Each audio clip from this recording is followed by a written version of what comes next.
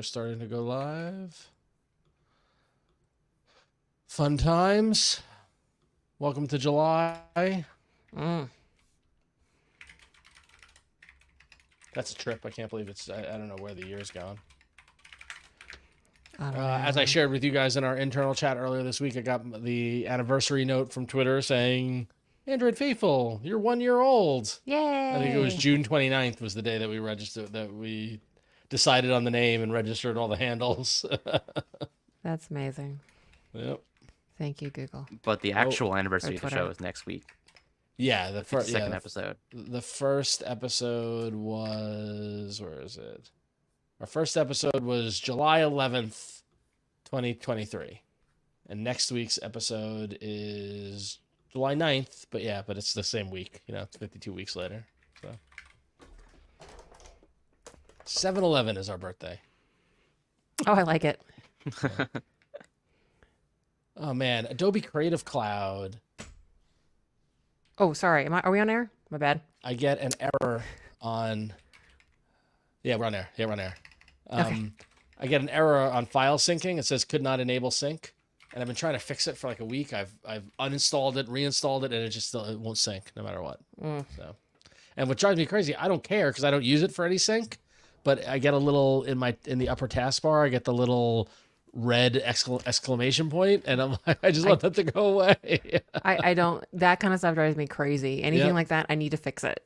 Yeah. Which makes it even more annoying so you don't use sync. Yeah, right. It's just like I don't care. I don't care. I wonder if I can not show that in the whatchamacallit. Syncing. Pause syncing. That doesn't do anything. Oh, that's annoying. Yeah, and I can't have it not show up in the taskbar. Oh, it's frustrating. Anyway. Oh, Adobe. Yep. Hope everybody's having a good week. Good, sort of. Work is weird. Week. Yeah. You're back home when? What's that? Yeah, I'm back home. Just trying to get stuff in at work, but being a contractor, it's real hard to do that sometimes. They don't let me see anything, which, That is frustrating. It's okay. It's just slow, and if anything, I feel bad. If I was a less diligent contractor, I'd be like, whatever, you're paying me hourly, yada yada. But I want to get stuff done, and you're on the side of angels. That's the. I like my job, and I want to like show my client. I want to show my client that I can do cool shit, and it's just like, okay, can't log in. Okay, it's like simple. I can't log into the test server, which is like the most maddening thing. Like, what is the help me help you? That's my whole last 2 weeks. It really is. And then the gentleman I'm working like most closely with is going to be in Japan for 4 weeks. Oh wow. So yeah, no, it's good, and I think we all want him to not work while he's there, but at the same time, I want to make sure that I keep busy and I keep being worth their time and money. So anyway. Yeah. It's been a weird week. Help me help you. That's yeah. Quick reminder to everybody watching live on the show, make sure you go to af.showbot.tv and put in your episode titles throughout, and we'll pick the title at the end of the show. And those of you watching on Twitch, there's a doohickey to do it. I forget what it is. It's an exclamation point something. I don't know. It'll get posted in the chat. But on YouTube, you can go to af.showbot.tv. So we thank you for that. Oh, man. I'm jealous because Mishaal and Huyen, you guys are always on planes, traveling, and I'm just stuck here in New York, bored. So. Well, you got some stuff coming up, too. I do. Well, yeah, but we all do next month. Yeah. Mm-hmm. Yeah. Well, the middle of August. Yeah. The first thing is here in New York that you're coming to, but I'm just gonna take the train. That's not exciting. But yeah, in August we'll all be together. So hey, Burke. There you go. All right. Yeah, I enjoy traveling. I enjoy flying. I know some people get stressed out over it, but I actually do enjoy it. I don't mind it. I like it. I love it when my husband and I are traveling together because we travel very well together. It's kind of fun. and I didn't go anywhere sexy. I just went to my sister's house. It was fun. Yeah, it was fun. I actually have to go back in 2 weeks. So for a lot of family stuff. So, but yeah, my fall is going to be awful though. Yeah. With travel. Not to like complain about something that you just, it's just going to be a lot. Yep. So is it, when I went home Sunday, I'm usually pretty good with heat, tropical jeans. And also I grew up in Maryland.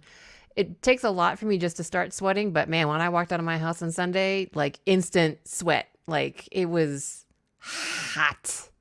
It was very hot. It was definitely like mid-Atlantic summer, and it was nasty.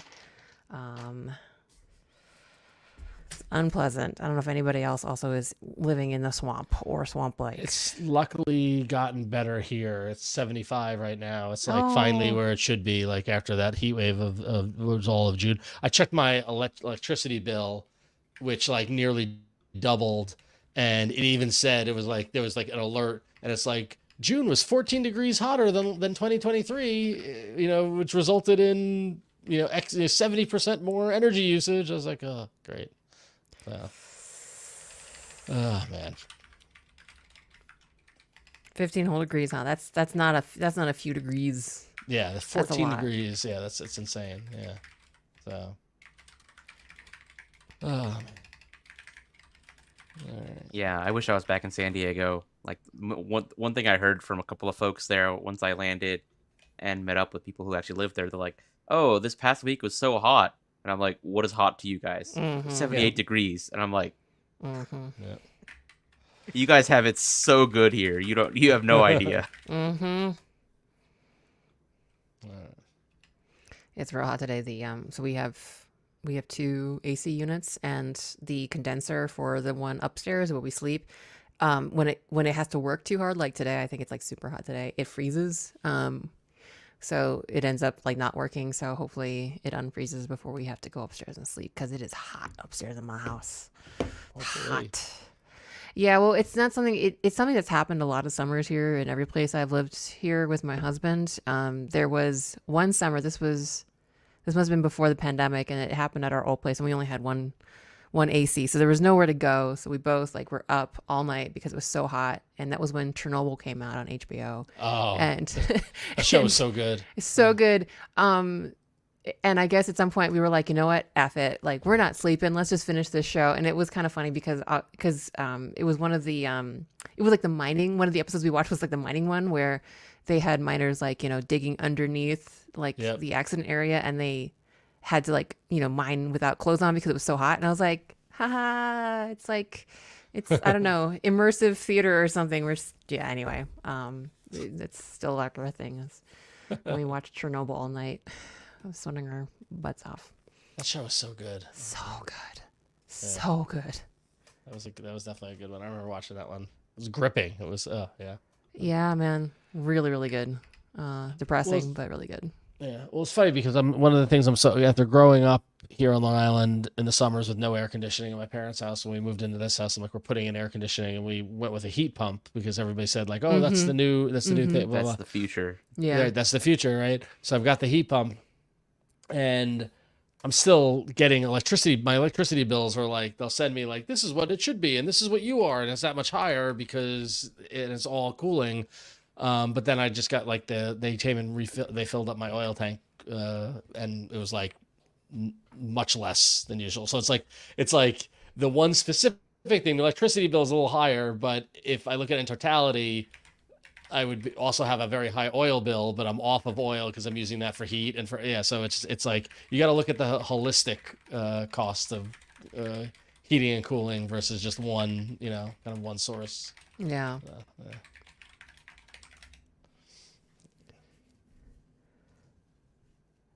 Yes, Peter, walking into a wall of hot water. That is very much what it was like yesterday leaving my sister's house. Yeah. I feel like when it's too dry outside the condenser unit. Yeah, I mean, that could be a thing because I've never had these issues, Burke, like when I lived in Maryland, when it gets super hot. But yeah, I've never, like my husband kind of instantly knew what the problem was when this first started happening when I first moved in with him. So maybe it is something about, the dryness of the climate and yada yada. But yeah. All about HVAC. Yeah, man. We even like have a membership to the local very nice HVAC / plumbing people. Like, yeah. It's a thing. Yeah. All right. Well, you guys want to do a show? Yeah. Let's do it. Let's do it. All right. Let's go. Let me get my stuff ready. I think I'm all good. Let me turn off looping. All right. Oh shoot! I want to go. I'm sorry. What? I have to go bathroom now. I'm really sorry when you said all that. Right. Yeah. No. Totally. Yeah. Go for it. Yeah. Better do it now than in an hour and a half.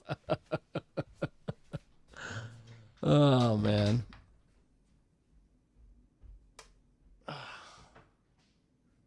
Yeah, and I recognize, Mishaal, I shouldn't complain when it's 80 degrees here and it's 100 degrees where you are. Like just a normality. Yeah. I mean, is that like what is the normal summer temperature, like average temperature? I'd say low to mid 90s, but because of the humidity, it feels like it's over 100 sometimes. That's like horrible. Yeah. Yeah. Even at like right now at 7:12 p.m., it's like, yeah. Let me see. Yeah, it's 93 degrees outside and it feels like 108. Jeez. It's just yeah. Awful. Awful. I will stop. I will shut up about my 74 degrees right now. And even I recognize people have it worse than I do here. Yeah.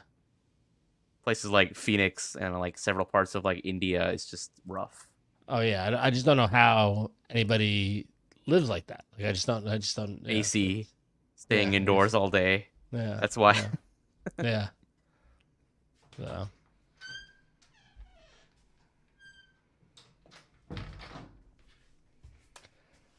I don't know about you guys, but my Google Photos is going out of control with doing color pops and like doing like stuff on its own. Like it's like multiple times a day. It's like, we've done this thing to your photo. Here, check it out. I think it's starting to get sentient. So. AI? What? Sentient? Are we in trouble now? I know. Yeah, exactly. Google Photos is coming alive. Okay, let's get going. Let's do it. All right, Mishaal, we're gonna do that. We're gonna stop my camera. All right, cool. All right, let me cover you up, and we're good to go. All right, you good? Good one? Yep, good. All right, here we go.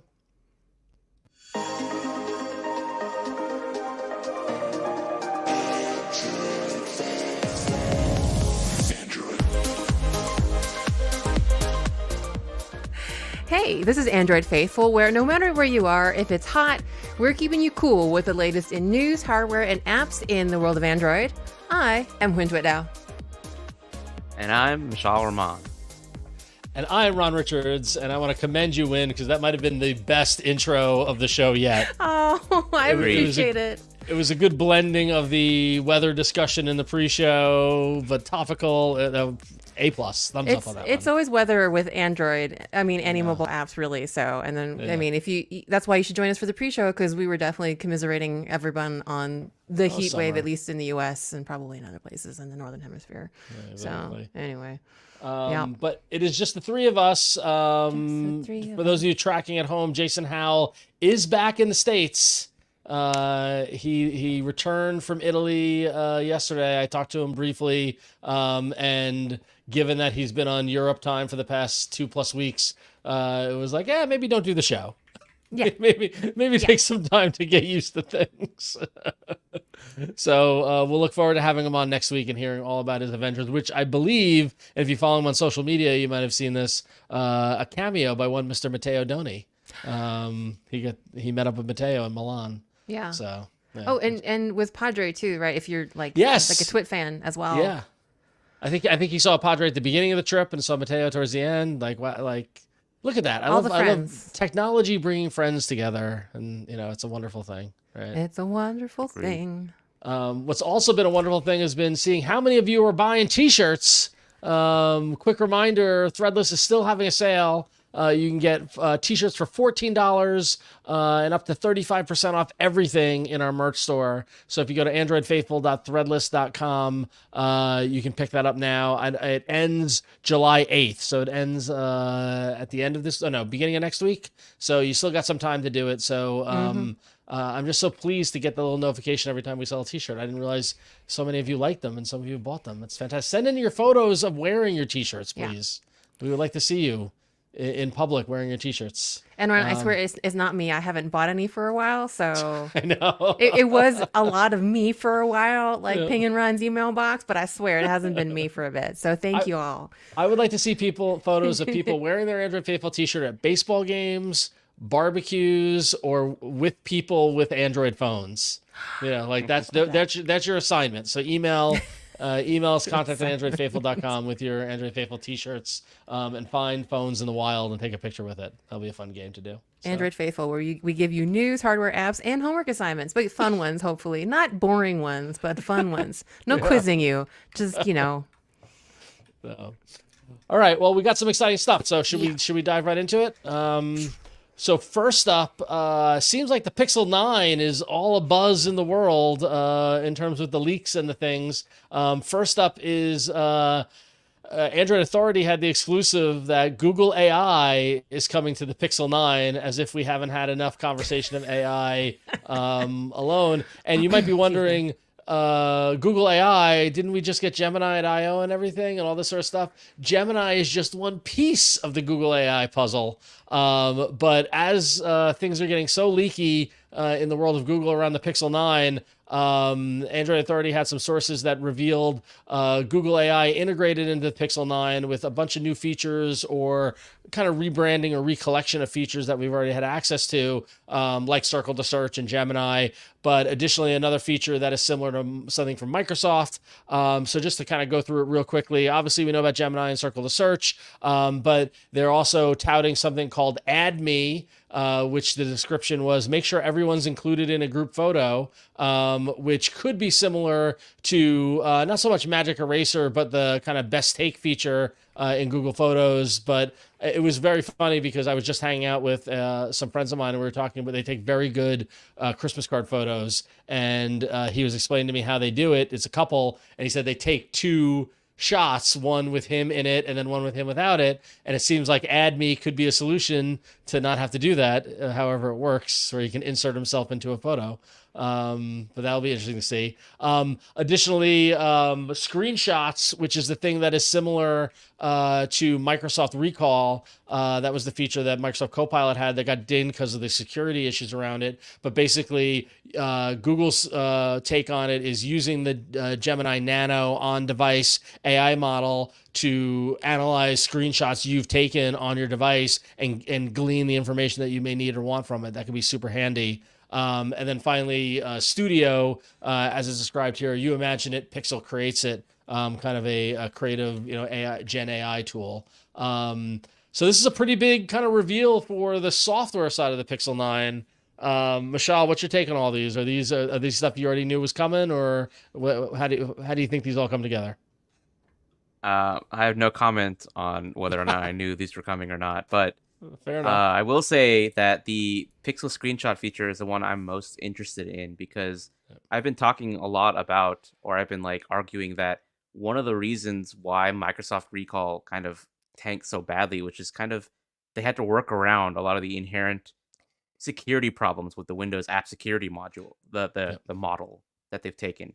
And like so many applications on Windows have admin access and request admin access. It's kind of a thing you just blindly agree to because so many apps request it and need it. Yep. But you really have no idea what you're actually agreeing to when you click that button to grant an app on Windows admin access. Whereas on Android, things are highly sandboxed and like everything's permission based. So even if you don't know exactly what an app with gallery access might be doing with your gallery, you do know that, an app with that gallery permission can only access those items in that, in your gallery. They don't have access to your SMS. They don't have access to your call log unless they request those specific permissions. So that's kind of one of the things I'm interested in seeing. Like Android, I think, could pull off a much more secure and useful version of Recall. And it doesn't look like Google's going the full way. They're not like doing an automatic periodic screenshot based approach like Windows is, although they could do that because Android, if you didn't already know, already does take snapshots of your screen. Every time you switch apps, like go to the recent apps, those snapshots in the recent app screen, those are all screenshots of the app that we were using. So Android, they could go the full way. Are they storing those screenshots? No, yes, those they are. They're storing it, but there's never been any security issues with it because it's stored in a place that no application can access. It's not accessible, right? Yeah. So, this is interesting. I don't know. I mean, I think that it sounds like. I mean, how much of it do you think they learned from what Microsoft did versus what they were already on path to do already? I think it's the latter versus the former. They're definitely already working on this. It's not something you just come up willy-nilly like. Yeah, I don't think it was that long ago when Microsoft first announced Recall, so there's no way they could have already had like a working prototype and like this clearly demo UI and all the stuff that we're seeing here. Yep. So, all right. Well, in addition to the AI features, when to steal your term, we got a leaky peeky at the Pixel 9 or the questionable leak of it. The Pixel 9. There was a video that was released on Twitter, Twix, that showed a very pink Pixel 9. It was actually a user named Hani Mohammed Bayoud, who said the Pixel 9 is already out in Algeria, with a video of holding it, very, very pink. Bezel is pink, the back is pink, even the camera bar has a pink hue. So it's got 256 gig of storage in there. And, kind of revealing the Pixel 9. I was having a conversation over email with friend of the show, watching live today, Burke, who did not believe that was real, said it looked like just an empty bezel, like that sort of thing. But then another leak is out that was shared on 9 to 5 Google that shows the pink Pixel 9, and it's up and running. Not just a empty bezel, but an actual, actually showing Android on the home screen. And so this was posted on TikTok by another user. So that, there it is, pink Pixel 9. I'm not sure anybody had pink Pixel 9 on their bingo card. But how annoyed do you think Google is right now between this Google AI leak and then now this Pixel 9 kind of stealing the thunder for the event that's coming up in August, right? I mean, that pink color is pretty baller. I mean, and we kind of, I mean, they can't be like 2+ when most of everything gets leaked, but that color is, I think that would have been, that unfortunately would have been a really great reveal if someone hadn't Cause I think we heard a little bit about pink, but man, that is pink. That is pink. Yeah, honestly, at this point, I feel like it's like another day at the office now because pretty much every single Pixel phone has leaked in some random country every year. It's like a different one. Just pull a country's name out of the hat. That's the next country where a Pixel is going to leak from. I don't know what's going on and why Pixel in particular seems more prone, but they definitely need to figure something out. I mean, yeah, it's a weird supply chain thing. Like for whatever, if they're in Algeria and they need to ship earlier or do something to it, or if someone is breaking an embargo or breaking some sort of agreement, or wherever this guy, and it's the same guy on Twitter that's on TikTok and Instagram that's posting this stuff. However, got his hands on it. Clearly, it's not part of the playbook. It's usually some like stolen or intercepted shipment, or like some guy who knows a guy who knows a guy at a factory or something like that, or like at some carrier somewhere. And it's funny because you remember a couple of years ago when there was the manufactured leaks that were like, oh, clearly Google is seeding this out. Like we had a lot of questions as to Google released a video and it had the new Pixel in it. We're like, was that intentional or not? This does not appear to be intentional. This is the complete other. But I will say, kudos on the pink. I'm a fan. If that is an indicator of the colorways that we're going to see with the Pixel 9, I am pleasantly intrigued for what we're going to see in August. It's bright and beautiful. 2024 is the year of bright, bold, beautiful colors. I'm here for it. I might have to start getting clear cases or go like Ron and go caseless.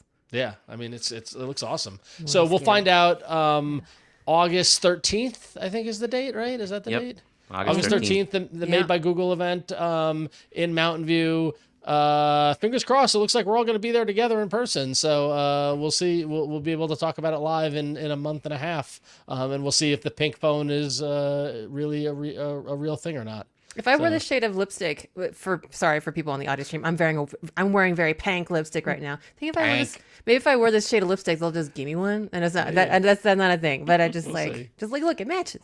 Well, that's another question. How do you think this is legit? Do you think that we're going to see a pink Pixel 9? Do you think that's the real thing? It looks. I think so. I think there were like code names of colors that were leaked before, and one of them was kind of peony, referencing pink. Yeah, peony. Yeah, but we didn't know if it was like how pink or what shade of pink it would be. Yeah.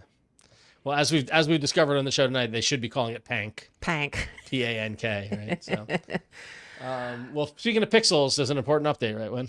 Yeah, so if you have a Pixel 6, that is a Pixel 6, 6A, and 6 Pro, and just don't factory reset for a bit if you haven't already. So what's happening now is that people are finding that their phones are being bricked. Their Pixel 6s are being bricked after a factory reset.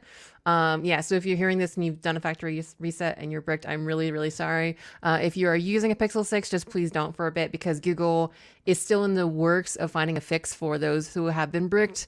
There has been an update very recently. So this did find its way to the Google Pixel support forums. And the current so there's like some advice. There's two advices right now. Not really advice. One advice and one we're working on it.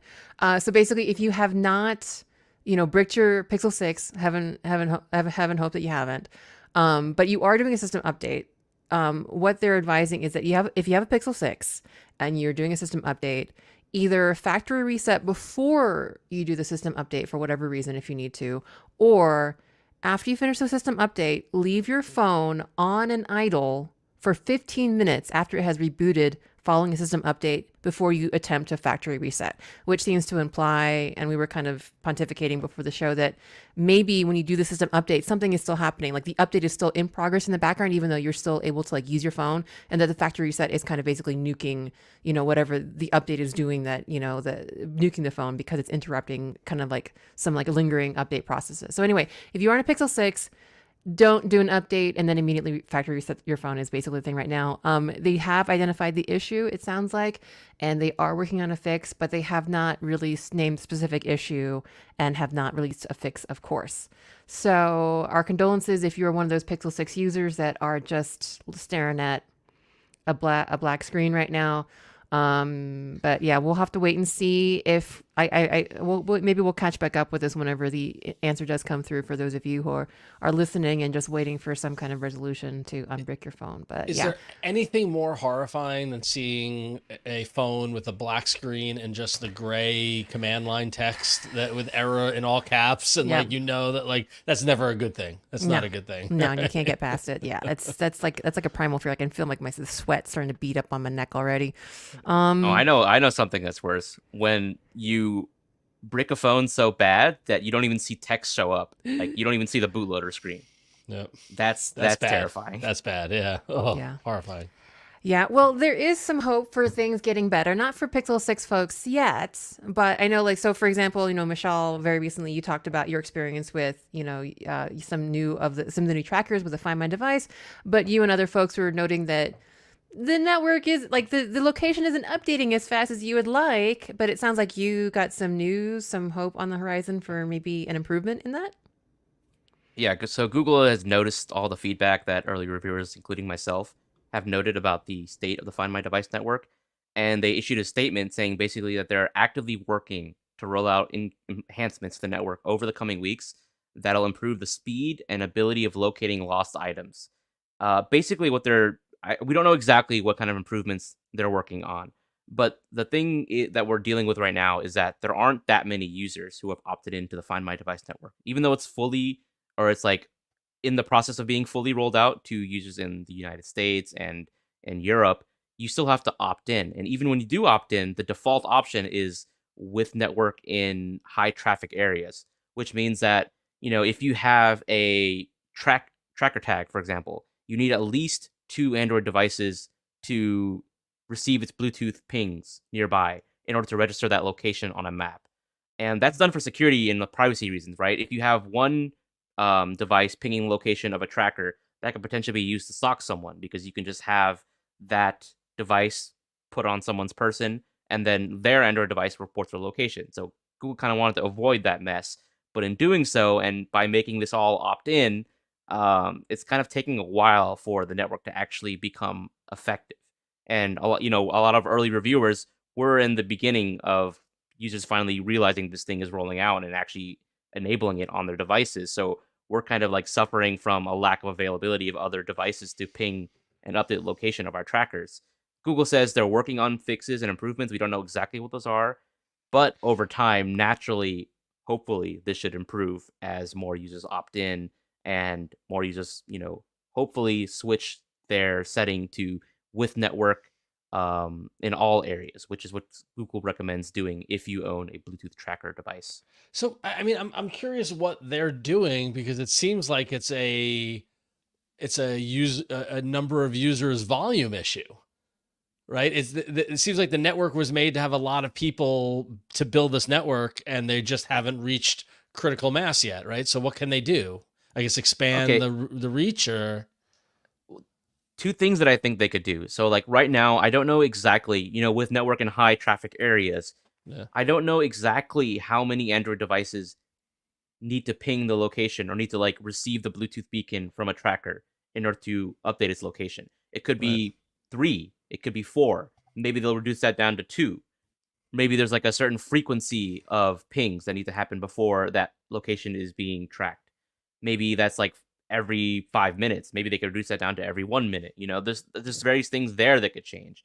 Another thing they could do is, I believe the way Apple does it, it's kind of clever. Even though technically you are opting in to the Apple Find My network, they tie it with the general location services. So when you're setting up an iPhone, like you're going through the setup screen, do you want to enable location services? And like people generally leave that enabled because they want the location to be enabled in apps. They want the location to be enabled in the Find My network for their device, right? But they're also opting into the Find My network at the same time.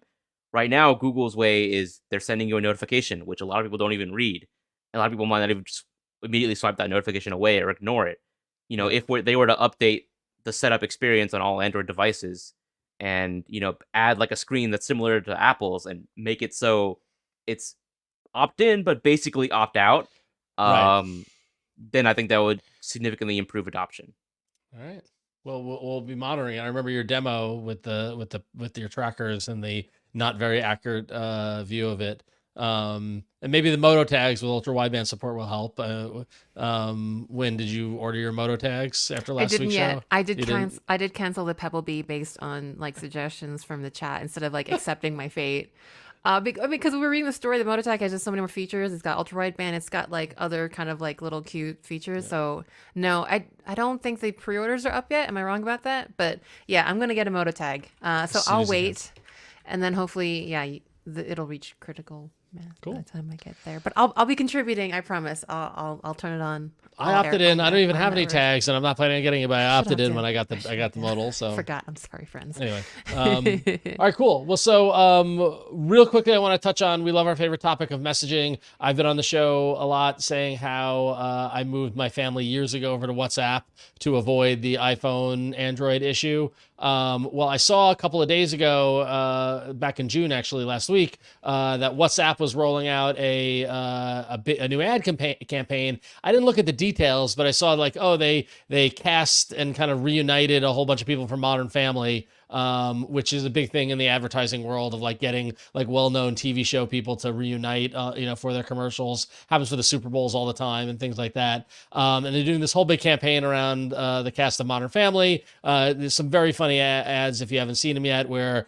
it's the concept of moving the family chat over to WhatsApp, and they're all on different types of phones and things like that. I didn't realize though how deep the campaign was going into the Apple Android kind of positioning until I was in Manhattan today, when I actually saw an ad in right outside Penn Station. In fact, a big billboard ad that had, and I stopped and took a picture of it, and our video viewers can see the photo. I'll put a link to it in the show notes for our audio viewers. But a big WhatsApp message that says "message privately with everyone," and then a billboard that has a green bubble that says "you," a blue bubble that says "them," and a WhatsApp bubble that says "us." Which my two immediate thoughts was, bravo WhatsApp, genius way to communicate the added value WhatsApp has in terms of messaging.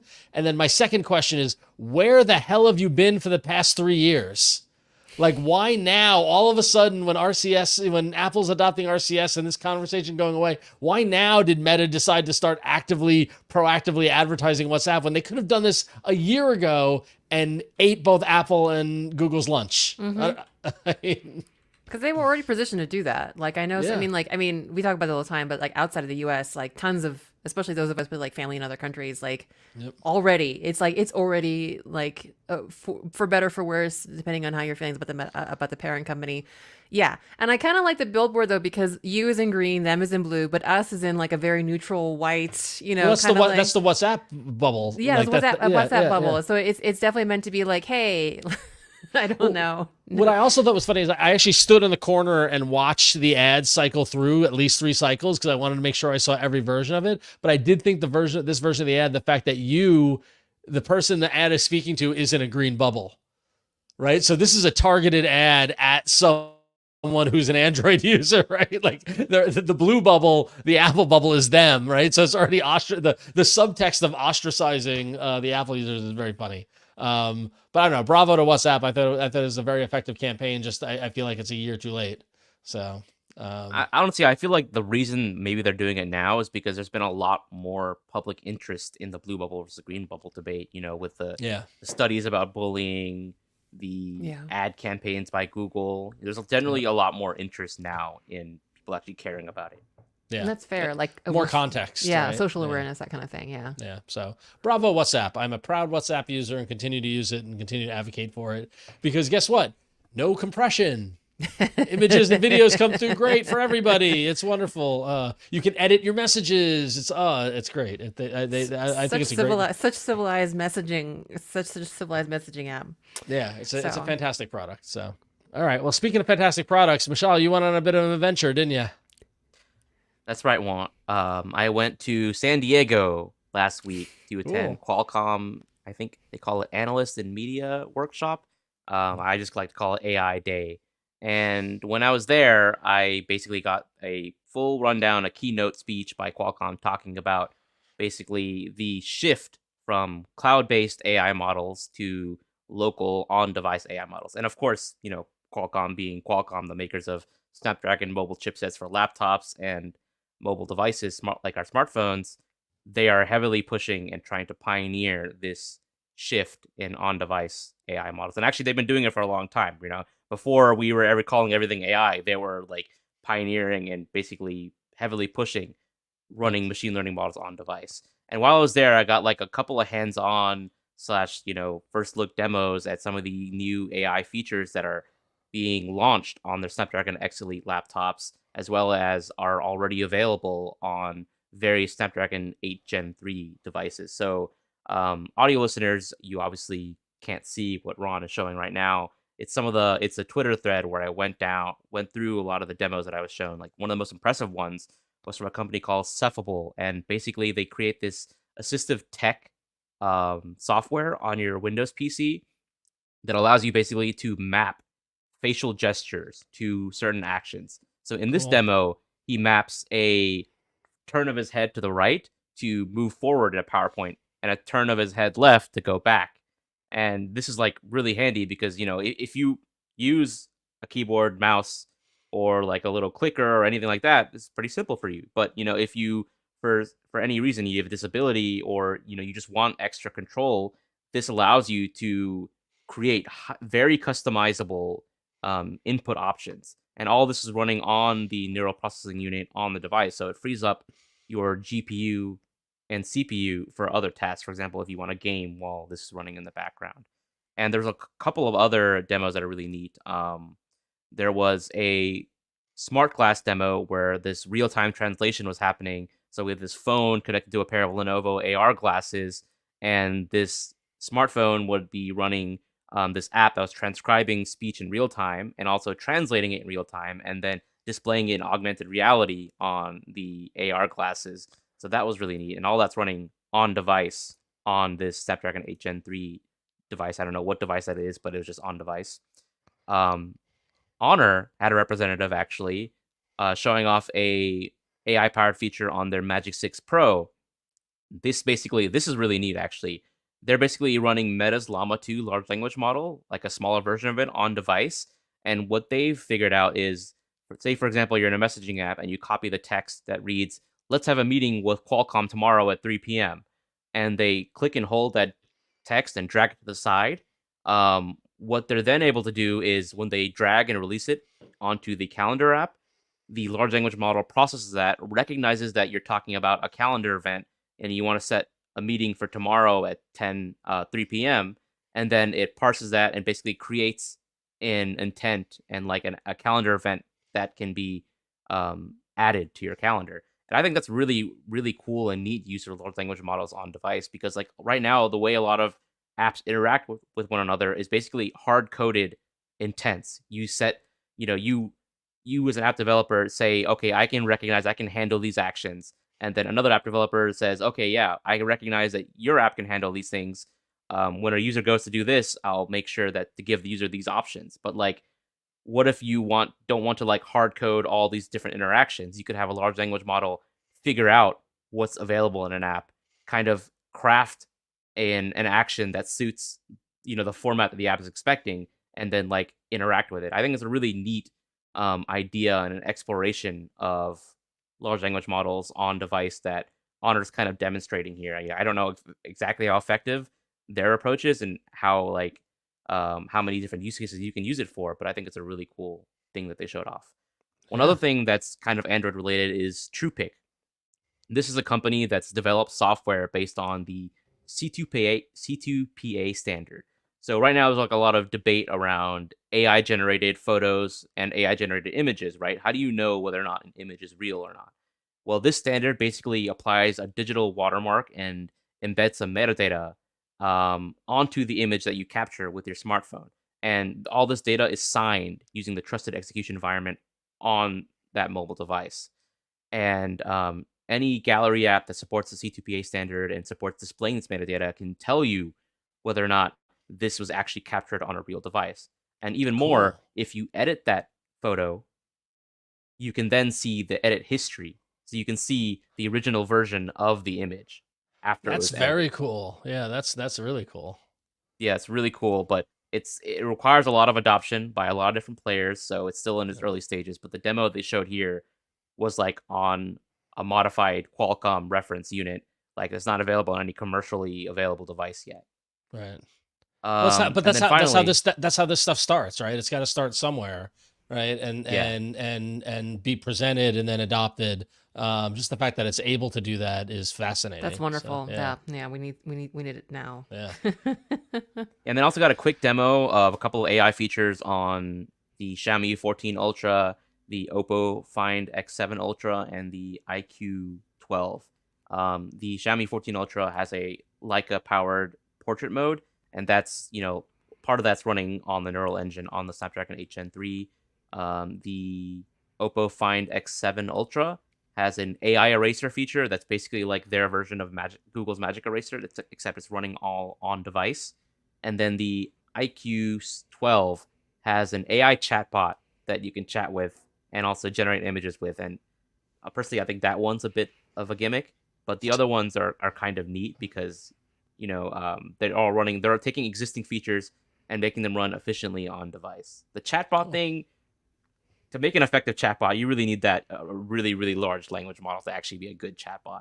Yeah. But it's cool to see, like, I kind of ended this thread by saying we're in the experimental phase of AI. Yeah. Companies like Qualcomm, Oppo, Xiaomi, Google, etc., all these smartphone companies, they're kind of just throwing things at the wall and seeing what sticks. So a lot of these things might be gimmicks.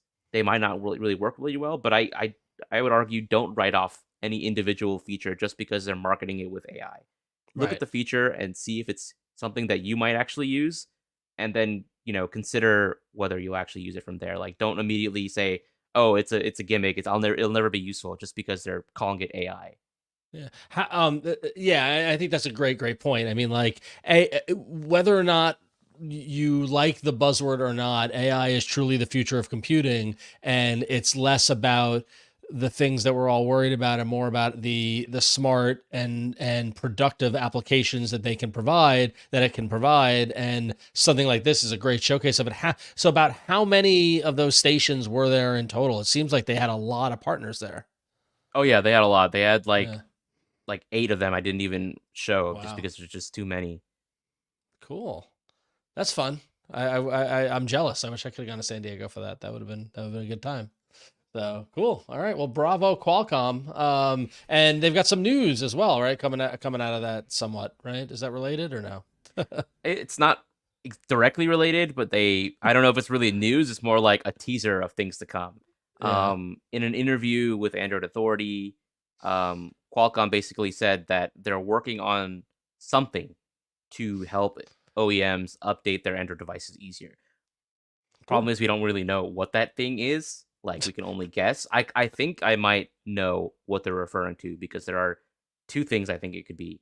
And without going into any detail, I think it could be the trunk stable project that they've been working on with Google that I've talked about on a previous, like a talk that I did.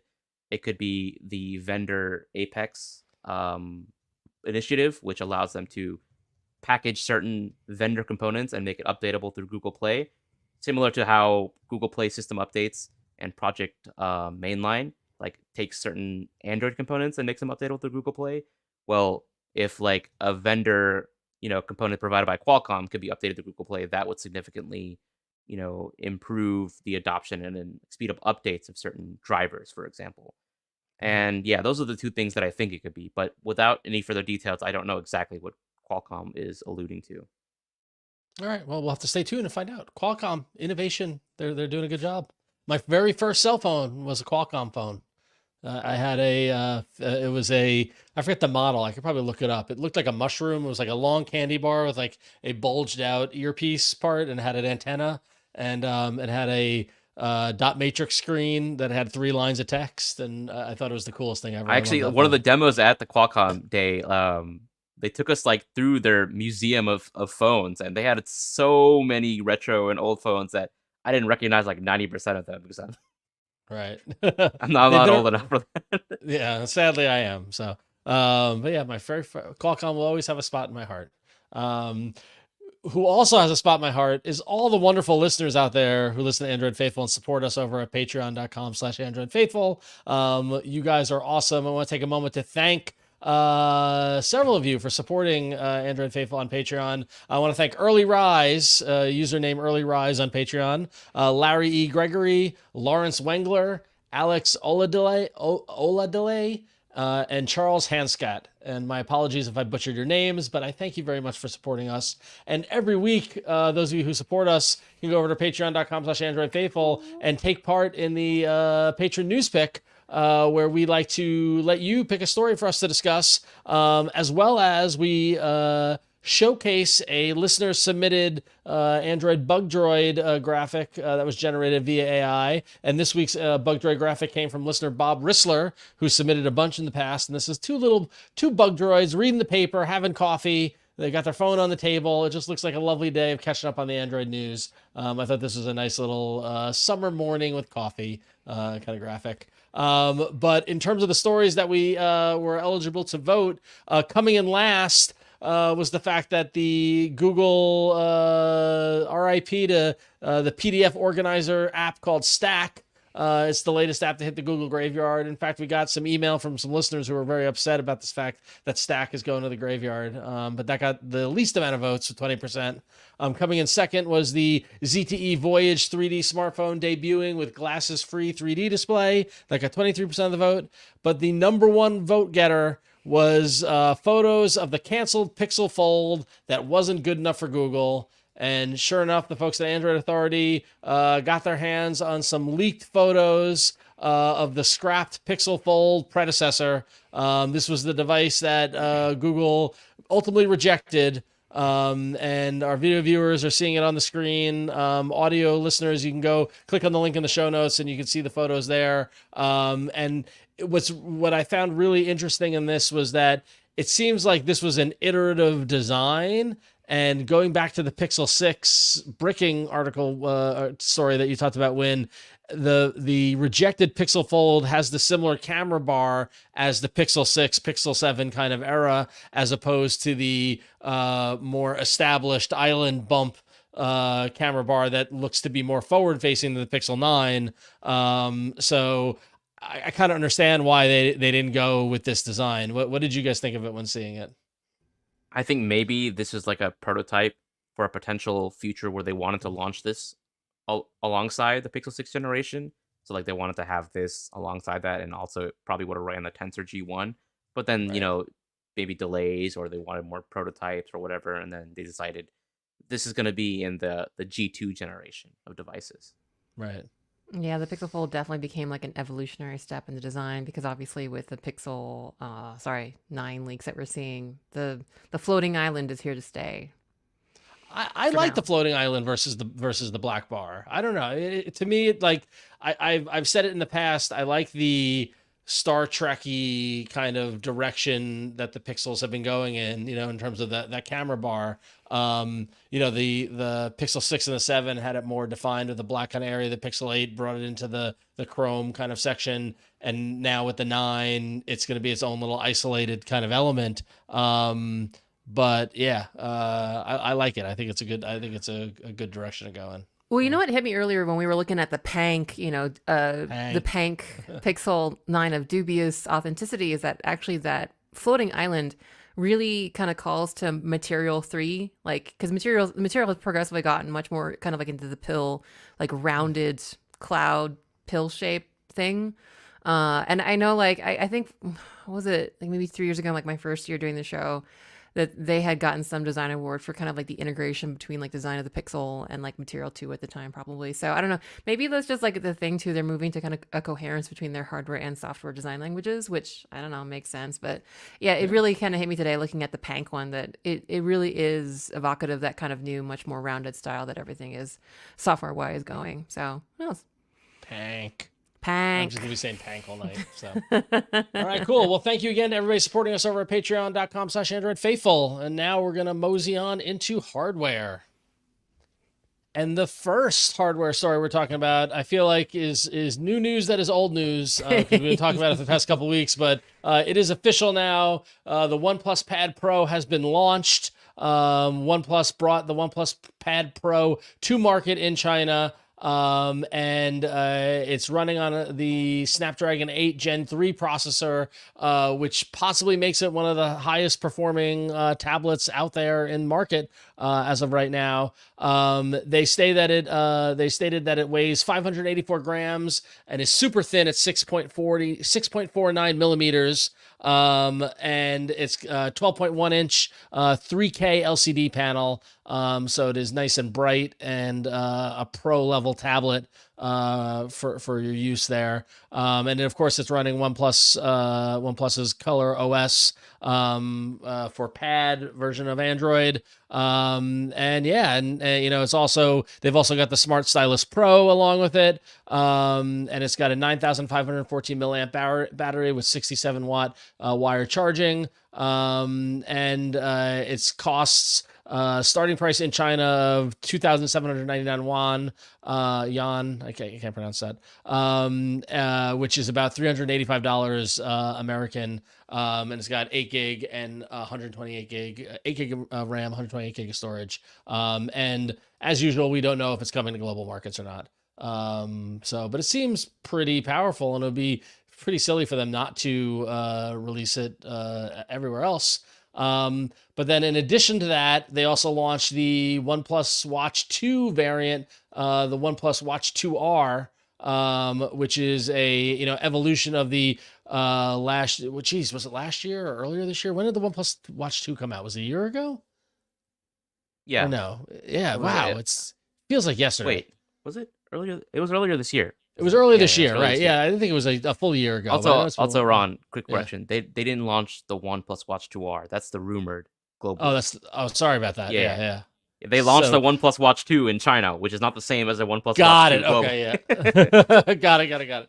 So the OnePlus Watch 2 launches in China, not the 2R. And this variant comes with the Snapdragon W5 Gen 1 chip with 2 gig of RAM and 32 gig of storage. And the rumor is that this is expected to be released globally as the OnePlus Watch 2R. There it is.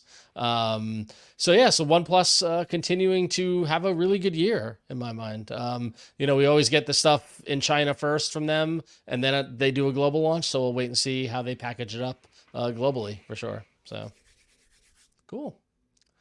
All right. And then over in Samsung land, this is this is Unpacked Eve, right? Unpacked Eve, and we've got the full Monty on what's happening next week. I mean, if you can't wait 8 days for Samsung Galaxy Unpacked, well, guess what? We've got all kinds of leaked images, crystal clear, so you can see what's going on, and we can make judgments on what is going to be announced next week. So for the not the Pixels, on the Galaxy Z Fold 6 and Flip 6, we got leaks, but we got kind of looks at what the cases will look like.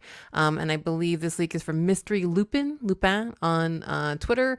And yeah, they posted basically a gallery of the different cases. The Z Flip 6 case looks really similar to last year's Z Flip 5 here. I have my Z Flip 5 for those of you on the video stream. But it will be kind of like a 2-piece clamshell case with a keyring in the back, kind of like towards the top of the hinge. That's going to be the same color as the rest of the kind of case. So not really that different at all. If you're on the video stream and you can kind of see me holding up my Z Flip 5 case, it looks really similar. The dimensions seem to be the same. There's not a lot here. Nothing kind of, maybe the impact here is that there's not a lot of difference. That it looks very similar to last year.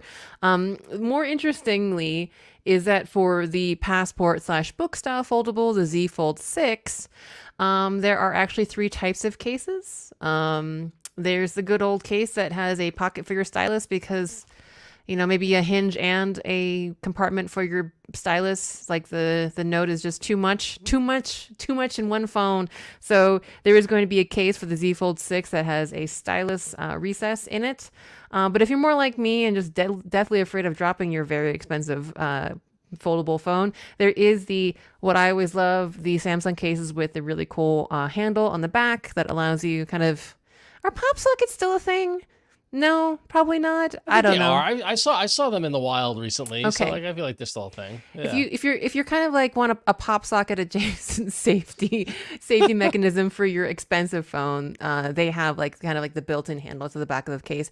But now there's even another one. There's a case that is very similar to the handle on the back case, but with a kickstand, which I love because I think that's something that has really kind of popped up in a lot of third-party cases. For example, my Pixel Fold D brand case has a kickstand. There's not a lot we can tell from these renders about the actual final size at all. It looks really similar, although obviously the rumors are that there's some small tweaks of dimensions, but there you go. If you were a stylus lover, I'm sorry, you have to choose between a handle and a stylus, but I don't know.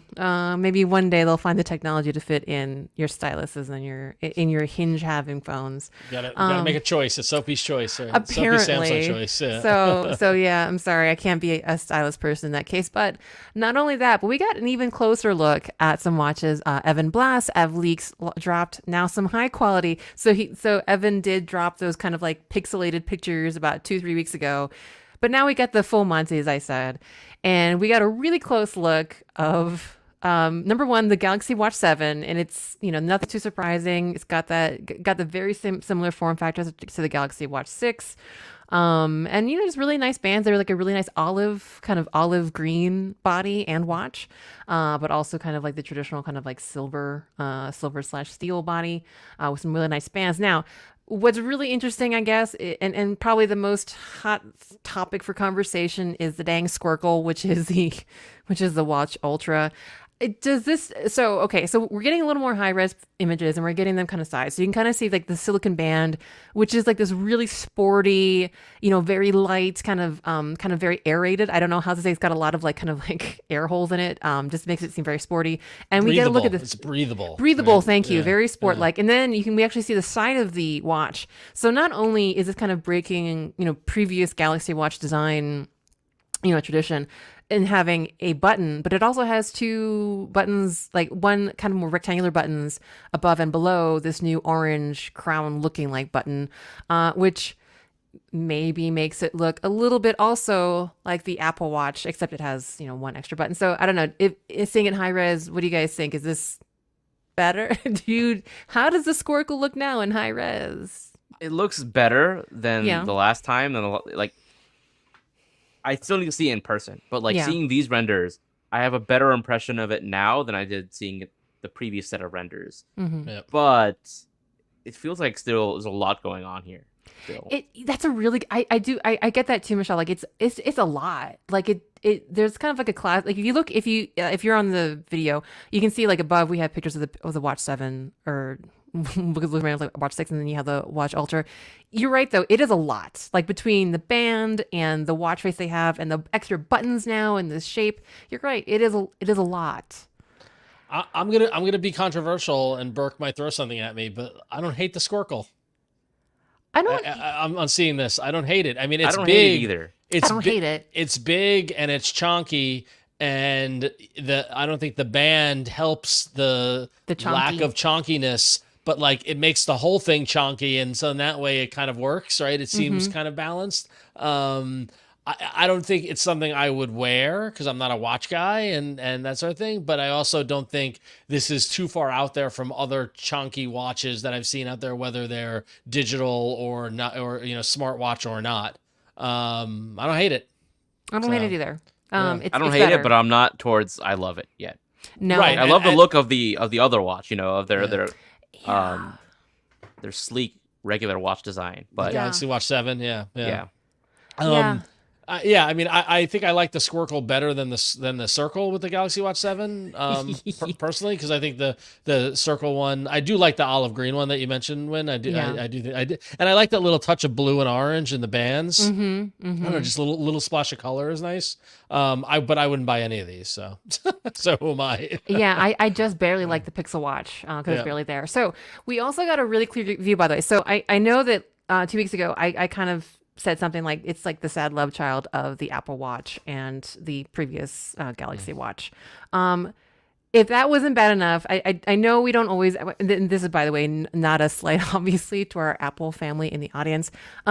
Maybe a compliment. Samsung seems to be trying to AirPod the Galaxy Bud line, because if we look at some of the leaked pictures from Evan, they also show the cases for the new Galaxy Buds, and instead of having kind of more a horizontal, like think about like traditional jewelry case where it opens horizontally, it now has an AirPod-y like case that has like most of the sorry, I'm not gonna call them AirPods, the Galaxy Buds sitting up vertically, and then like a small kind of like lid on the top that flips open, and again kind of like carrying through that orange blue kind of like design elements like that Ron mentioned on their watches. This similarly also has an orange and blue tabs to distinguish the left and right ears. And if you look at the buds themselves, they do again look like AirPods a little bit, except that maybe for the regular baseline model they have no rubber tips, and the Pro models do have rubber tips, which again actually sounds a little bit like AirPods, except for the stems are a little bit more triangular. Like they're very similar, but they do have a different shape. And again, the blue and red to distinguish left and the right. And I did mention 2 weeks ago that something about blade lights. Well, on the back of the buds is this kind of like long kind of darkened strip where I believe you will have like LED lights, like it's during kind of like while they're active and in function. What they're going to do, no idea. So is it too harsh to think that Samsung is really trying to position themselves right next to Apple, like right next to it, trying to like nudge them out of the way? I don't know. Or we just seeing Apple things where we shouldn't be? I don't think you're wrong. I mean, the not infrastructure. I was going to say the ecosystem is the ecosystem, right? And you could either you could either go. It's almost like it's like astrophysics or metaphysics or whatever. Yeah. You can either repel from what is popular and do something so out Mhm. there and so different, or you can go closer to the orbit and try to get similar. And they're going closer to the orbit, which I don't blame them. It's a business choice. I mean, y'all remember the Galaxy Beans, right? I don't remember which Yes. Buds was. Oh, I just yeah. know them as the Beans. Yeah. Yep. They've certainly tried making Yeah. alternative and out there earbud designs, but like Can't beat them. if you look at the various like buds they've released over the years, some of them have had issues with ear irritation. Yeah. Or just Oh, like yeah. they're not very comfortable. Like I love my Buds 2 Pro, my Galaxy Buds 2 Pro, in terms of like all the features and the sound quality, but comfort wise, I do prefer like my stem based earbuds for comfort for like long term use. Mm-hmm. So maybe they're just like seeing the writing on the wall. It's like this is the design that it works for a reason, right? There's a reason why a lot of ear makers do this. Also because they're trying to like copy Apple, of course. But Yeah. like it is a good design. I don't think there's anything wrong with using that. No, I think that's very fair. So yeah, we'll see how everything shakes out, and maybe once people actually get their hands on them, how like the actual quality matches up to the other side. By the way, if you decide or if you already are sure you want one of these Samsung devices, you can sign up now for a $50 credit to pre-order. So you kind of sign up, like add your email in, and they'll send you like a code for a $50 towards a pre-order. I did it. They've done that in the past. Yeah, they did that again, last that's year. the ecosystem. Anyone who's in the Samsung world, like you're gonna get it, so might as well get some money off, which is nice. So, Yeah, I'm pretty sure I'm gonna get. I don't know why the new Fold, but actually, what I do want to get, and I might get it, even though I have my own like tracker thing, and I mentioned I'm not really interested in leaving off of it, is the Galaxy Ring, and a lot of that is as I mentioned. I think the charging for the Ring is a lot more interesting than Aura, which I think is really cool. And we do have some details about Galaxy Ring now in terms of like the raw function. We do see that it will have, skin temperature tracking, snore detection. It's even going to work with things like women's health to track, menstrual cycles, heart rate, and stress. So, but there is going to be a lot more to do with Samsung Health that maybe someone else in the show will talk about a little bit later. But yeah, you were definitely going to look for that out. And Ron, I'm sorry, can you go back to this website because I forgot to put the prices down? Because I think, sure. yeah. But I think the estimates on the prices for the Ring is $3. My bad. 1 second. All right. Yeah, sorry. My bad. I didn't put down the go. pricing. Yeah. So the rumor is that the Galaxy Ring is going to cost between $300 and $350, and that there might be a subscription for Samsung Health. $10. Yeah, $10 or less. $10 $10 or less, which is, I mean, I think cheaper than, for example, I pay a subscription for Whoop Health, so I'm not going to throw stones on that at all. But I think that is actually cheaper than what I pay for Whoop. So for whatever that's worth. But yeah. So we're going to see all this stuff unveiled at Samsung Galaxy Unpacked on July 10th, which is what day of the week? That is next Wednesday. Wednesday. So we will preview it next week. And then you're going to be talking about it after the event, right? Yeah. So after Unpacked, presumably, I'm going to be on DTNS to talk to Tom and the crew about what happened, what happened, what was unpacked at Unpacked. So yeah, if you can't wait the whole next week for us to talk about it, you can catch at least me on the day of on DTNS. Excellent. I'll be listening to that. That's for sure. Nice. So. All right, but part of all that is Samsung Health, right? So, Mishaal, there was a whole bunch of stuff revealed with Samsung Health, right?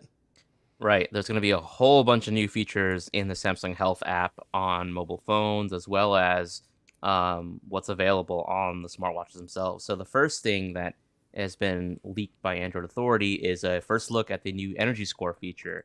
So for those of you familiar, if you have like a sleep tracking function on your watch or your smartphone, it kind of gives you like a score that basically gives you a high level summary of how well you're doing.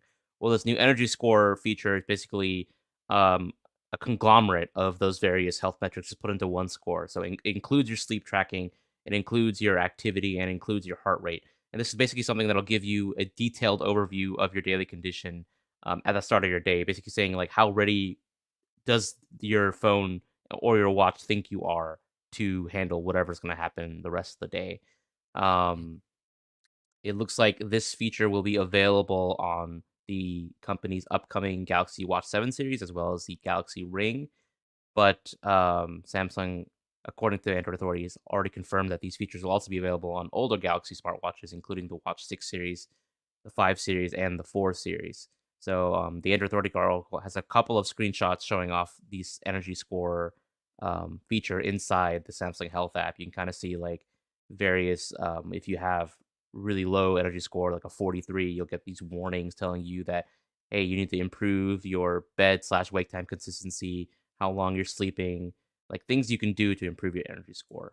And that's not all that Samsung. And before we move on from the energy score, I think it's important to note that this energy score is kind of like one of the things at the heart of the preemptive lawsuit against Aura, because Aura has a patent around this idea of a health score, and Samsung is challenging and saying it's too broad of a patent, mainly because they have this whole thing. And when you I agree with that. And my comment is that basically I mean, I use Garmin for a bit. Garmin has their own version of this. They just call it your battery, but it's the same thing. I mean, like so that's maybe they're patent specific enough about a wearable on your finger, but that's ridiculous because I mean, pretty much any wearable, a lot of the successful wearables, Whoop and Garmin and other competitors have this idea of a kind of, collation and representation of how fit are you and how much should you do today? Like and like kind of allowing you to kind of track what you're doing, what you're eating, how you're sleeping during the day against that. That's ridiculous. But anyway, makes sense to have it.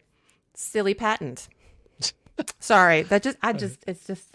Okay, no, you're sorry, not wrong. continue. You're not wrong. So, Mishaal, what else is there? Another thing that makes sense to have is this upcoming feature on the Galaxy Watch 7 series that'll soon measure your AGES or ages. I don't know exactly how to pronounce it, but it's it stands for Advanced Glycation Endpoints and end products.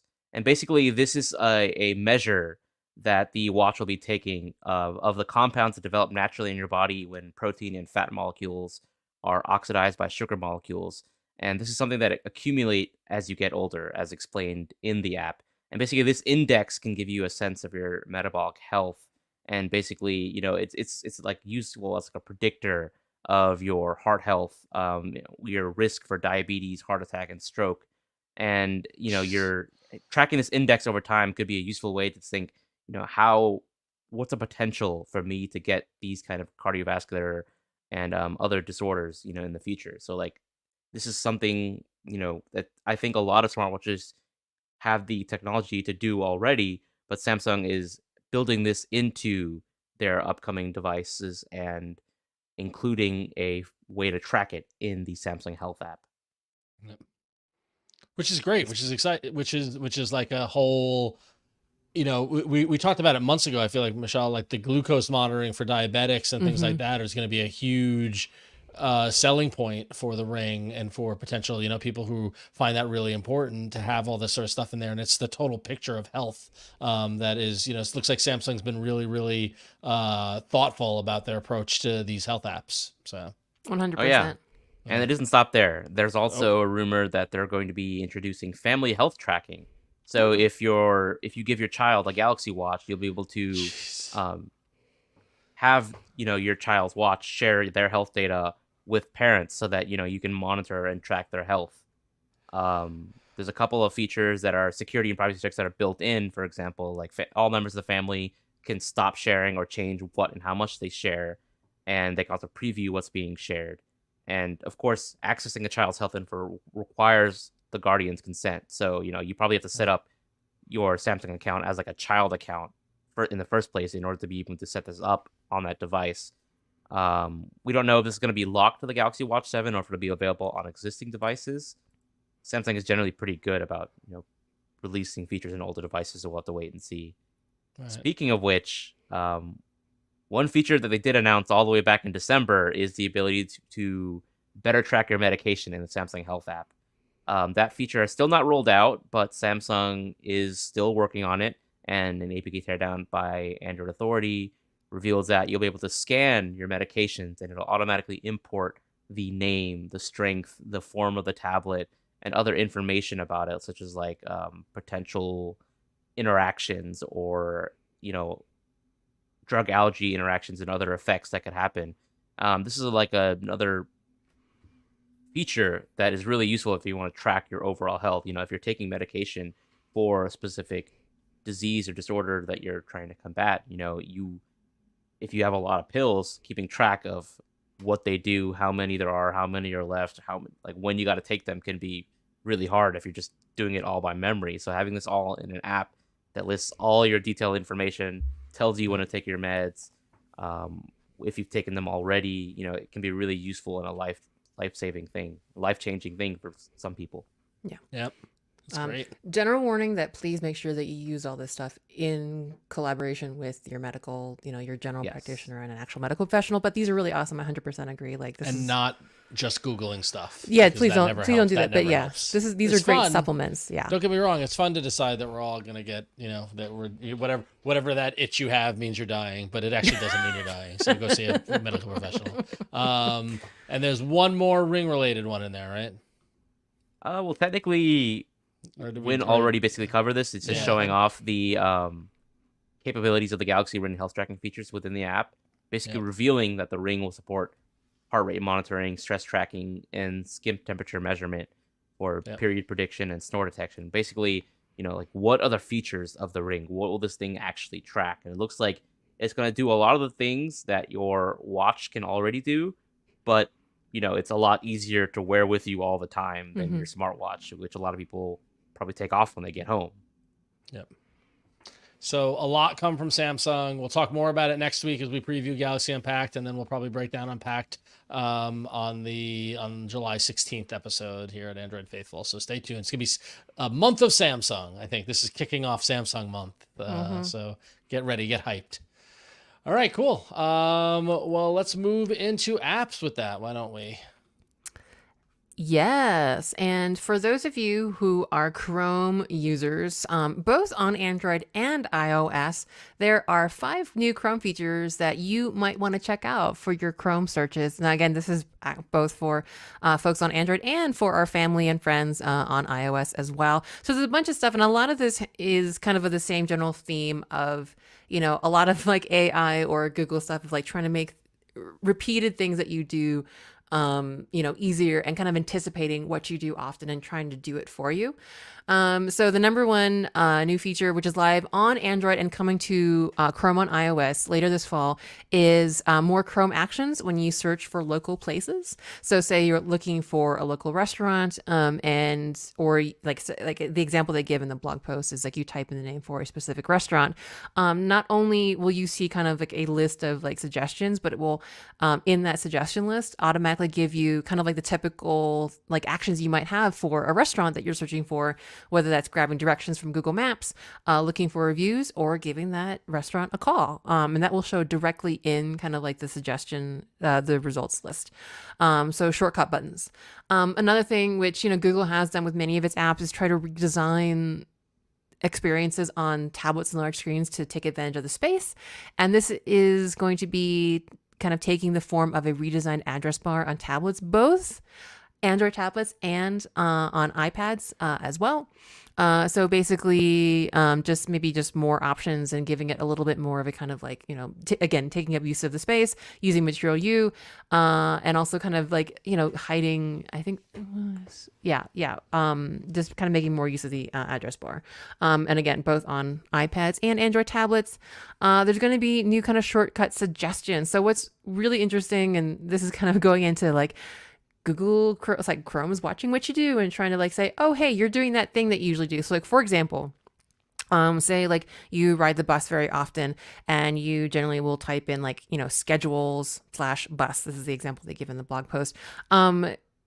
Chrome will start to kind of recognize that you're typing like the same searches over and over again, and maybe picking kind of like the same results from that search often kind of over and over. So instead which I am 100% guilty of. I will search the same thing all the time because I've got muscle memory of like, that's how I get that information. Yes. Right? Yes. Yeah. And it's not even like directly, maybe it's just like, it may be a very, very general phrase, but you kind of use it to use the same thing. I've done the exact same thing. Yeah. Well, now Chrome will recognize you doing that and actually highlight the results in anticipation that that's actually what you want. So if you're like, me and Ron and kind of just type in, schedule or time and just are looking for your own local result, Chrome will start to remember that and kind of be like, hey, I bet this is what you want, very brightly in the results. So that is new shortcut suggestions, and that is available again both on Android and iOS. Something that is more of like kind of like bringing parity of features to iOS is trending searches. So now if you are using Chrome on iOS, and hey, if you're one of our iOS fan that still listens to the show and you use Chrome, I don't know, just let us know, because I'm actually personally curious how many of y'all out there use Chrome instead of like, the default browser on iOS. But yeah, basically, if you are one of those folks, you can see now trending searches as you're kind of typing into the Chrome search address bar, which is already available on Android, but now you get it on iOS. And finally, in Chrome's Discover feed, you will now get really cool sports cards. So whatever your local teams are, if there's a game going on, you can actually see kind of like a very kind of like interactive real-time update of any games that are happening, score, who's playing whom, and yeah, you can see that right from the the Chrome Discover feed, not Google, Chrome Discover feed. So yeah, so there are 5 new Chrome search features to help you do things a little bit faster and easier. I like how they're looking at people actually use it and making these adjustments and doing it on both platforms, iOS and Android. Everybody gets it. So I really do love that shortcut thing, because I think like, I don't know, like when I was in Japan, I kept typing like time in Denver, and at some point it was like, yes, we know you're doing that here, and it would just, as soon as I typed in time, it would just pop up the time in Denver. I was like, thank you, you get me, me, Google. So well, that's part of the reason why Jason and I talked about this, why I haven't switched to Perplexity to replace Google, because Google's become less of a search engine for me and more of a tool to get information, right? And I don't want the AI perspective. I just want the fact that I'm looking for and using the same repetitive search to do it. And it just feels comfortable. So yeah, so I'm Chrome all the way, for good or for bad. So. Oh, and we have a lot of people in the chat, by the way, saying that they are iOS users, but some people do and some people don't use Chrome. Okay, so it's a mix. Thank you. But everybody agrees Safari sucks. I'm not going to say great, but that's good to know. Safari is not as good as other browsers. No. So. All right. Cool. Mishaal, what do we got on Circle to Search? Well, we got a version of Circle to Search that's like Circle to Search, but not actually Circle to Search. And it appears Google is working on basically turning Google Lens, the existing Google Lens feature, into a Circle to Search like feature. So if you don't know, Circle to Search is a new feature that released with the Galaxy S24 series and is available on other Samsung devices as well as a lot of Pixel phones, but it's not available on any other device. Google wants to expand the availability of Circle to Search to other devices, and one way they might be doing that is basically turning Google Lens into Circle to Search. So Circle to Search right now, basically takes a screenshot of what you're looking at on screen, and then it lets you tap, scribble, or draw on whatever you want to highlight and search. Well, Google Lens kind of already does the same thing. So what exactly is Circle to Search doing? It's basically just speeding up your use of Google Lens. So what it looks like Google is doing is they're basically adding a shortcut to long press the home button to invoke Google Lens on top of your screen, basically skipping the step of you taking a screenshot, opening Google Lens, and then selecting that screenshot to search. Basically just having that be one action, long pressing the home button to invoke Google Lens on top of your screen. And it makes sense. Like, that's basically what Circle to Search is already doing. It's basically just Google Lens. And I'm pretty sure in the back end, the OCR and everything that's involved is using Google Lens. So it looks like this is one way that Google could be bringing this feature, Circle to Search, to existing devices that may not receive a system update that is kind of necessary to use Circle to Search. And Android Authority, which wrote the article, kind of speculates why is a system update needed for Circle to Search in the first place. And I can tell you the reason why is because the navigation handle, doesn't support long pressing on it. Google had to specifically update Android to add code to allow for you to long press on the navigation handle to invoke Circle to Search. And so that's why you needed a system update on Samsung devices to One UI 6.1, and why this feature on Pixel devices wasn't available until the December update for Pixel phones. But other Android devices may not receive the code that's required for that. So for those devices, this Google Lens approach seems like a stopgap, kind of like a similar to Circle Search, but not exactly the same. Got it. And I still don't have circle of search, by the way. I haven't, I was going to bother Dave Burke after Google I/O about it. But then given his recent news, I figured I'd let it sit. I think I just need to factory reset my phone and see if I get it or not. Something must be corrupted somewhere in it. But still don't have it. So I can't scan QR codes, I guess, either, can I, Mishaal? Well, fortunately, that's one capability that Circle of Search will be getting in the future. I guess, unfortunately for Ron, since you won't have it, if you need to scan QR codes, right? If someone sends you a QR code, how do you scan that QR code if it's like an image that's on your device? Well, soon you'll be able to use Circle to Search and just call that on top of the screen, and then it'll automatically recognize any barcodes or QR codes that are shown on screen, and you'll be able to tap a little chip to basically take you to whatever action or website or whatever it's trying to do. So which is crazy, by the way. Seeing it in action, like the Android Authority article they have a video demo of it where like the Circle to Search is invoked on a screen of all QR codes, and all of a sudden the pills show up. Like it's wild to see it happen. It looks really cool, but under the hood, it's like recognizing QR codes and barcodes is like a done deal. Like that's been done. Yeah, I'm kind of more surprised they didn't have this earlier. Like ages ago. So finally. Finally, indeed. All right, cool. Well, good to know. All right, our last thing about apps is basically how to light a fire under wind. I saw it and I immediately thought of it. Over at 9 to 5 Google in their newsletter, Abner Lee wrote a piece about Google's maddeningly inconsistent navigation drawers. And I'm sorry, I'm from Long Island, I say drawers. But other people say drawers, I guess. But the navigation drawers, and how throughout Google's, Material Design, Material U app suite, you've got, variations on the idea of a navigation drawer across different applications. And admittedly, Google is moving away from the navigation drawer. They're trying to dump everything into that little sub menu when you tap on your what account you're on, and then that expands out and gives you more function. But some apps, a navigation drawer menu just makes sense, and it's still lingering throughout the entire app suite that Google has. And seeing these side by side, whether it's Google Voice and YouTube or Files or Calendar, it really kind of brought, made it very obvious at the inconsistency from a design standpoint. And, for me as a user, I find it incredibly frustrating. I also understand that it's, different teams are working on different things, and the left hand doesn't know what the right hand's doing, and the left foot doesn't know what the right hand is designing their navigation drawer for or whatever. But I wanted to, just as a little mini discussion point, mainly win from on the development side, how hard is it to make this consistent?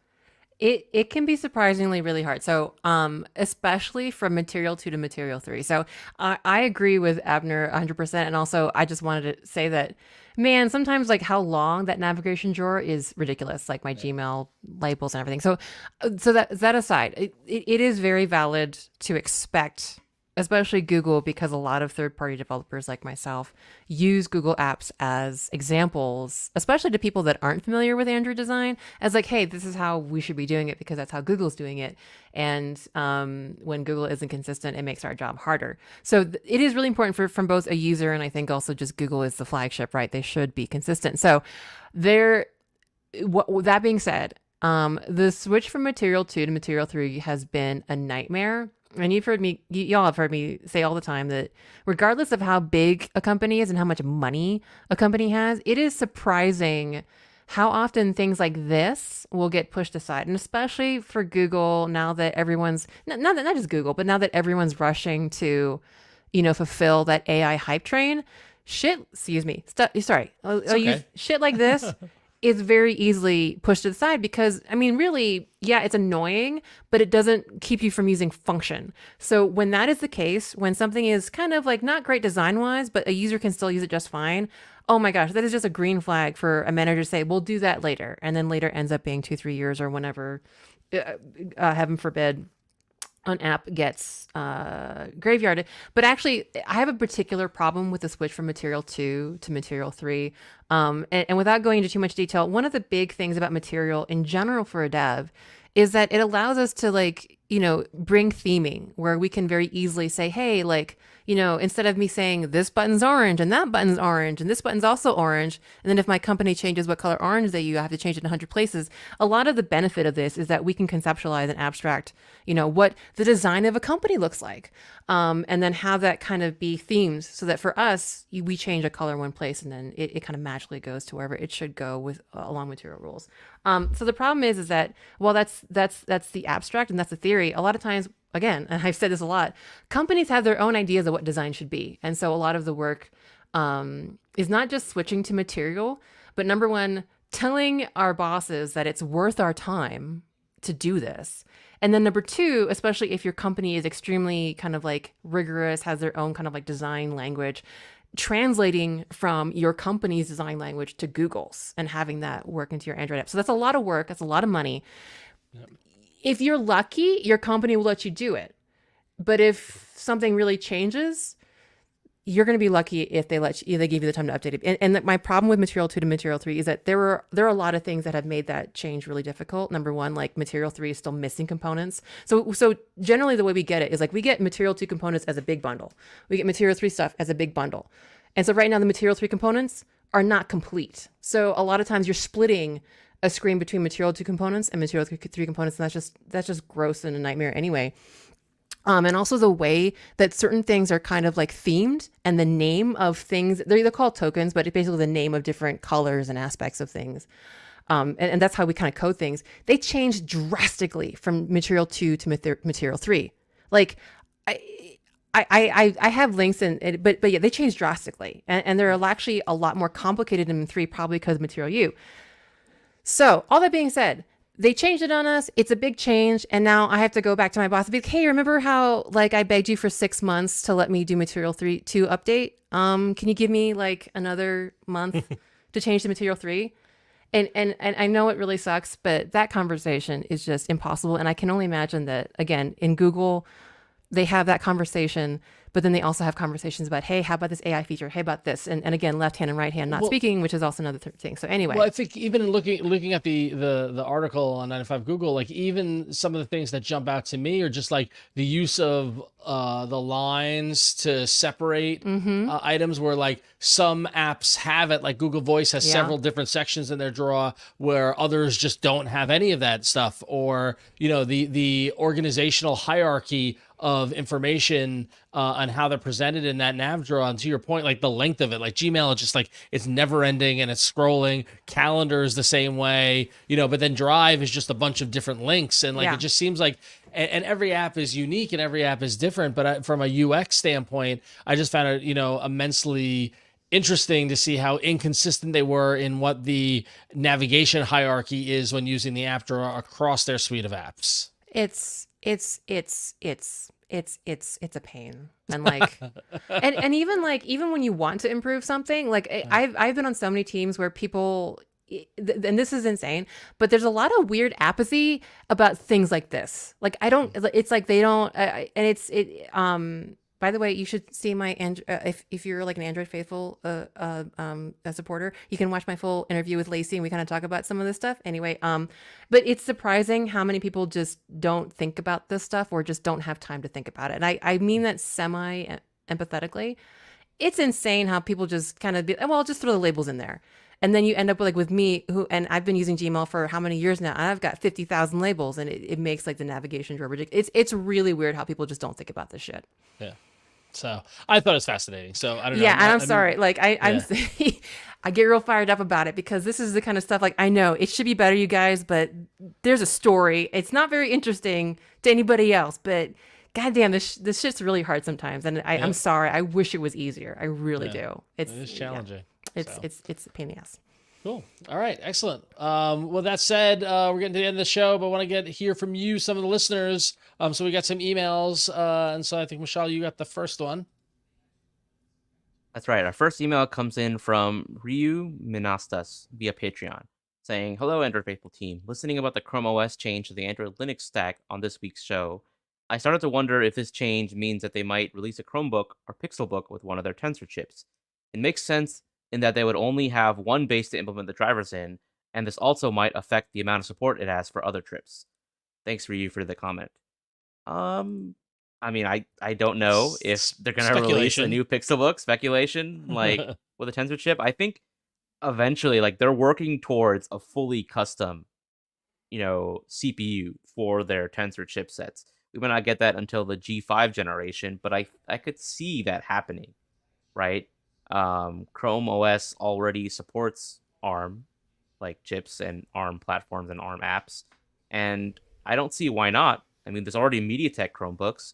Maybe hopefully we'll start getting some, Snapdragon X Elite Chromebooks.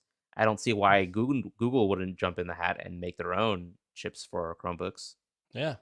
I mean, I guess the question is, what does the product roadmap for the Tensor chip look like, right? And are they focused on just mobile devices and tablets, or can they expand it out there? They generally work with OEMs on Chromebooks, like we saw when the Chromebook rollout happened last month, with Acer and Asus and stuff like that. So whether or not they want to, again, like with the Pixelbook, take on that form factor and release that, it would make sense because they have their own chips, but who knows if they're there yet. So good question though. All right. And then we got one more email. Says, greetings, faithful hosts. I recently came across an article on Android Police titled, I have a Pixel 7 and I'm torn about what Pixel to buy next. The author talks about how after 1.5 years, it's starting to feel dated. And as I'm reading this on my Pixel 7, I'm realizing that for the first time in 15 years, I am not thinking about replacing a nearly 2-year-old phone. My battery life is good. I have plenty of storage space. The UI is still snappy. My camera takes great pictures. I'm still getting OS updates without having to flash the ROM. Shout out to Jason Howell. I even have a phone case that gives me key to like MagSafe charging support. I'm good. I'm sure that eventually I'll need to look at a new phone again, but for now, I just don't see a need. Keep the faith, and that comes from Stealth Dave. Thank you, Stealth Dave, for emailing and let us know that you're happy you're a Pixel 7. It's a wonderful thing when you're in that spot where you're like, I don't need a new phone. Right. And like, I guess for us, we rotate through so many phones so quickly. I guess the question is, like, if we weren't in the positions we were in, how often do you think you'd be getting a new phone? Used to be 2 years. Actually, it's so funny, Stealth Day, because I was looking at my Pixel Fold and I know that I'm invariably going to get whatever this generation of foldables is, mostly because I like foldables in this show. But I actually was thinking, very similar to you, that I could live with this phone for another, which I just turned the flashlight on because I have the shortcuts enabled.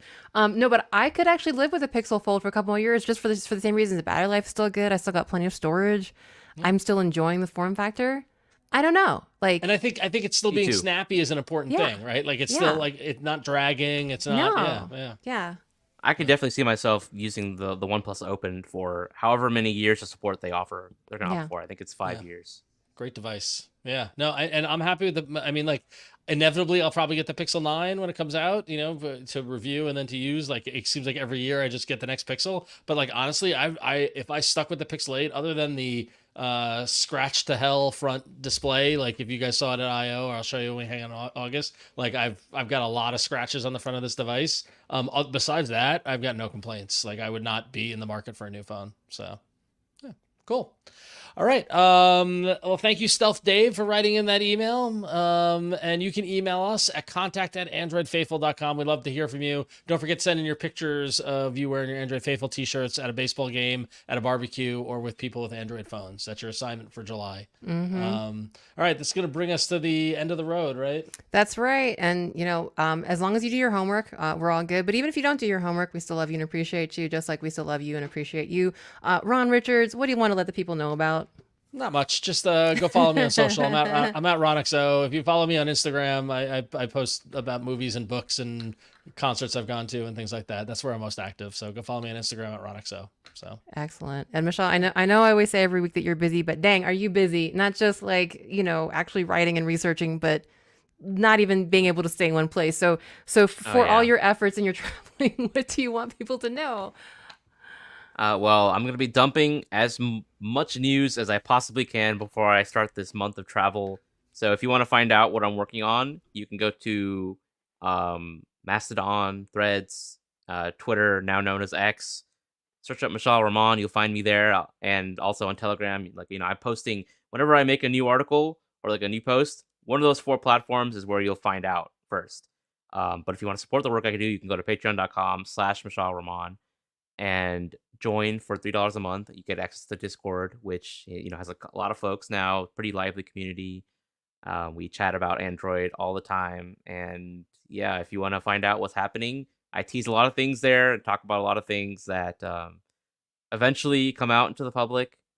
If you want to see what's happening in the world of Android, feel free to join, and please do.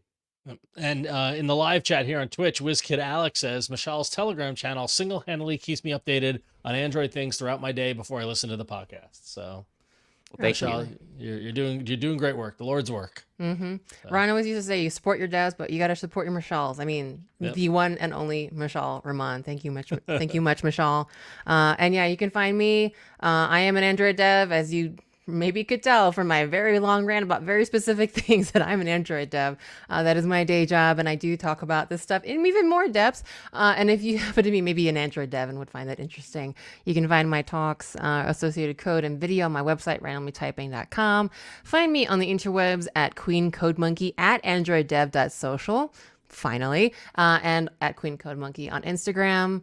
And yeah, that is it for us. We are trying to stay cool during this very, very hot summer, increasingly hot summers, by bringing you the Android news and celebrating almost a year, talking to you guys about the Android stuff. And if you're enjoying what we're doing, sorry, but follow us again on patreon.com or go to androidfaithful.com and support us directly.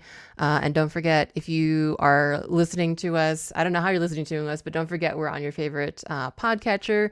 We're on YouTube at youtube.com/Daily Tech News Show /live, I think. And yeah, join us live every Tuesday at 5, sorry, 1 second, is it 8 p.m.? Wait, 8 p.m. Eastern. Yep. 5 p.m. Pacific. There we go. And this podcast will publish every Tuesday evening after we're done, and Ron does a lot of work this week. But yeah, that is it for us. We're going to be back next week with plenty of more Android news, hardware, and apps for y'all at the Android Faithful. But until then, stay cool and keep dancing.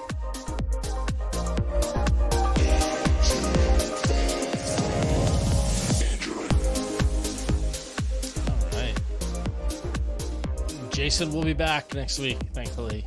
He's been missed. All right, show title time. Woo! So currently at the top of the charts is Leaky Peaky Pixel 9. The Dang Squircle. Dang Squircle. Stick around for a Material 3 rant. Uh-huh. The Pixel Pank. I thought it'd be higher. That Pixel 9 is Pank. It is Pank. You, them, us. Samsung Health is sick. I like that. That's great. The A and H track. Leaky Pixel Pank. Silly patent. Galaxy Watch, a glycation sensation. Amazing. I like 2 of them. I really like Samsung Health is sick, and that Pixel 9 is Pank. Yeah.